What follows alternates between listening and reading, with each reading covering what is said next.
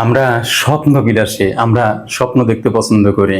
আমরা কিন্তু এখনো সেই স্বপ্ন দেখি যে স্বপ্ন আমাদের পূর্বপুরুষেরা মুক্তিযুদ্ধ করতে করতে দেখেছিল। এ দেশকে নিয়ে গণতন্ত্র, আইনের শাসন, সামাজিক মর্যাদা, মানুষে মানুষে এখানে কোনো ভেদাভেদ থাকবে না, বিচার পাবে সবাই। আমরা সেই স্বপ্ন এখনো ছাড়ি নাই, লালন পালন করছি এই 54 বছর যাবৎ। সেই স্বপ্ন আমাদের এই বুকের ভিতরে লালন পালন করতে করতে সেই স্বপ্নকে কিন্তু বড় করছে। এই 54 বছরের দীর্ঘ এক ঘুটঘুটে অন্ধকার রাত ছিল, যারা এই দেশ শাসন করছিল আমাদের এই স্বপ্নকে চাপা দিয়ে রাখছিল।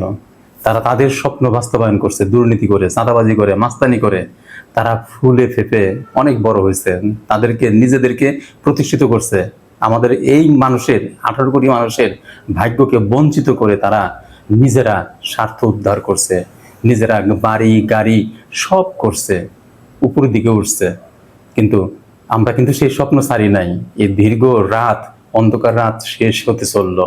আমরা দেখতে পাচ্ছি যে সূর্য উঠবে, খুব তাড়াতাড়ি নতুন একটা বাংলাদেশ পাবো।